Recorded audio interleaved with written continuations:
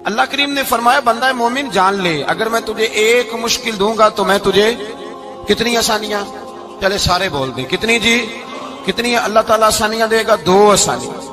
ہم لوگ اچھا جب ہمارا ذہن بن جاتا ہے نا کمزوری کا، ہمارا جب مزاج بن جاتا ہے مایوسی کا، پھر معاملہ ذرا ہمارے لیے گمبھیر ہو جاتا ہے۔ اگر ہم یہ ذہن بنائے نا کہ مشکل میرے اللہ کی طرف سے آئی ہے تو وہ مجھے آسانی بھی ضرور عطا کرے گا، تو پھر اللہ ضرور ہی آسانیاں عطا فرماتا ہے۔ اور جو مشکلات زندگی میں آتی ہیں نا، حضرت مولا علی شیر خدا رضی اللہ تعالیٰ عنہ کا بڑا خوبصورت فرمان ہے۔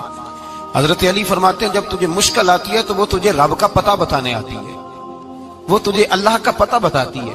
اس لیے کہ جب تو سارے اسباب کر لیتا ہے، جو ضرورت ہوتی ہے پوری کرتا ہے، تندرست ہو کے وہ کام کرتا ہے، پھر بھی کام نہیں ہوتا، تو اس کا مطلب ہے کرنے والا تو نہیں، کرنے والا کوئی اور ہے جو کام کرنے والا، کوئی اور ہے۔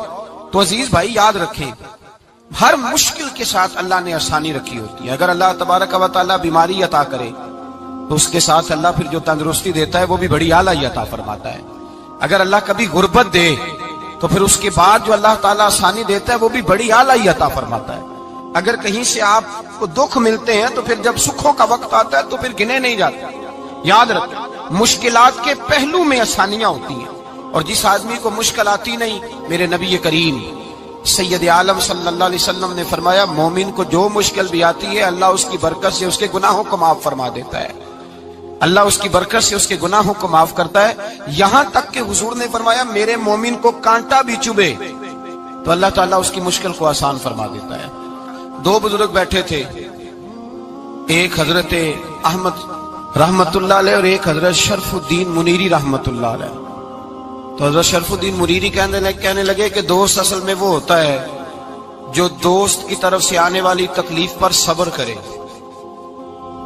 جو اللہ کی طرف سے آنے والی تکلیف پہ صبر کرے وہ اللہ کا محبوب ہوتا ہے۔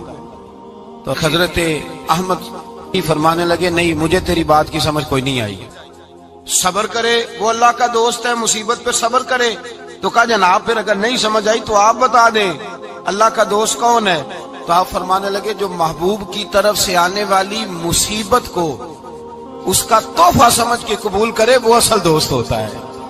اس کا تحفہ سمجھ کے قبول کرے، اپنے رب کا تحفہ سمجھے، مالک کا تحفہ سمجھے کہ اس نے مجھے تحفہ دیا ہے، مجھے کسی مشکل میں ڈالا ہے۔ تو رب کریم بلا مثال و بلا تشبیہ سمجھانے کے لیے اللہ جب کسی کو مشکل میں ڈالتا ہے، کافروں کو تو اس نے موجیں کرائی ہوئی ہیں، بڑی بڑی سہولتیں دی ہوئی ہیں، مشکل میں ڈب بھی ڈالتا ہے، اپنے نیک بندوں کو ہی ڈالتا ہے۔ نمرود اور فرعون کے پیروں میں کانٹا بھی نہیں چبھتا، ان کو تکلیف نہیں آتی، تکلیف کسی